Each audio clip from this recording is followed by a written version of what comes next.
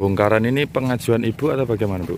Memang pengajuan saya melapor memang untuk minta dibongkar makamnya dan diotopsi untuk mencari tahu apakah memang benar-benar sakit atau ada kelainan.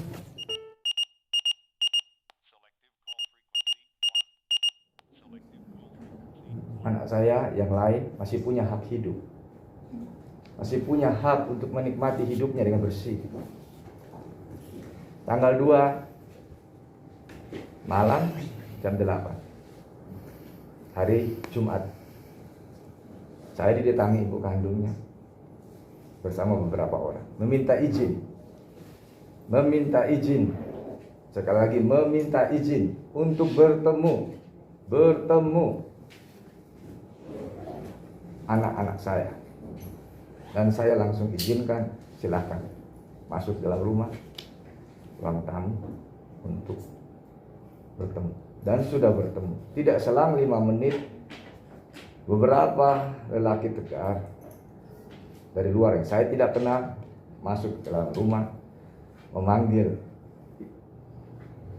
mantan saya, kemudian untuk keluar. Kemudian anak-anaknya didorong keras ke orang Arab, pria-pria yang saya tidak kenal, kemudian dibawa secara paksa ya. Saya dan istri saya coba menghadang, tapi kami dibekap, kami didorong, ditendang. Anak-anak itu berteriak minta tolong, mama tolong, papa tolong. Kami punya rekaman video, ada yang merekam.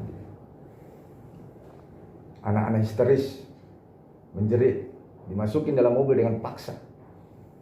Kurang lebih 15 orang membawa 3 mobil yang sudah mengepung rumah saya.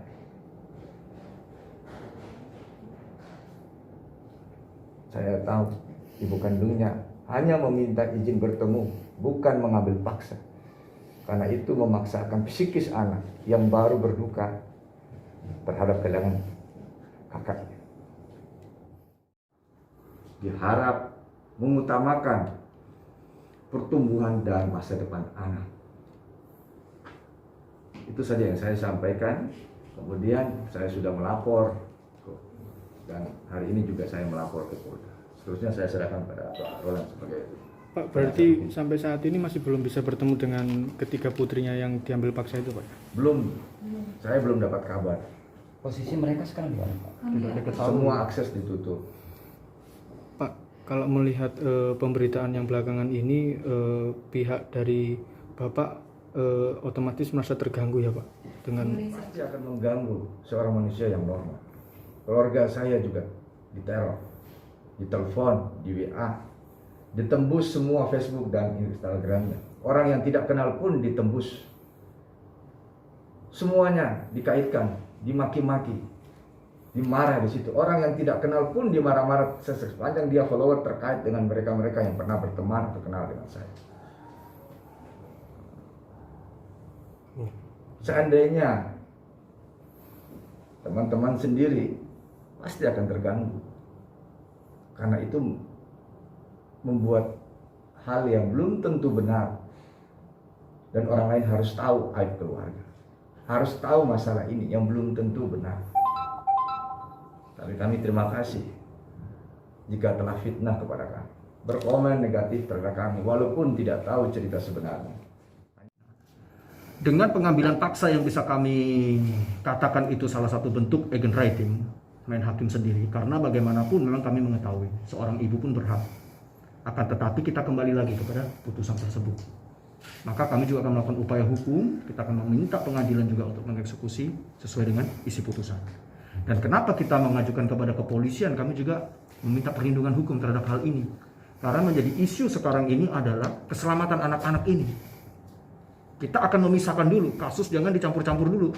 Keselamatan anak ini yang utama, karena bapak kandungnya yang selaku wali asuhnya ini pada saat ini semenjak kemarin malam tidak mengerti anaknya itu di mana, anaknya dalam penguasaannya siapa. Sebagai seorang bapak yang baik, bapak yang harus merawat, klien saya jelas terganggu sampai saat ini. Dan saya pada hari ini tim saya sedang mengadukan kepada Polda Jatim. Nah, sekarang lagi diproses mungkin, dan kami juga akan nanti meminta perhatian daripada Bapak di Reskrimum Polda Jatim untuk dapat menyikapi kasus ini. Dan kami meminta seluruh tim Polresta Sidoarjo juga untuk bekerja secara profesional sesuai dengan hak hukum masing-masing. Itu yang kami harap. Jadi perlindungan hukum, persamaan hukum, equality before the law, semua sama di hadapan hukum. Selama belum ada penetapan apapun. Dan kami akan menggunakan hak hukum daripada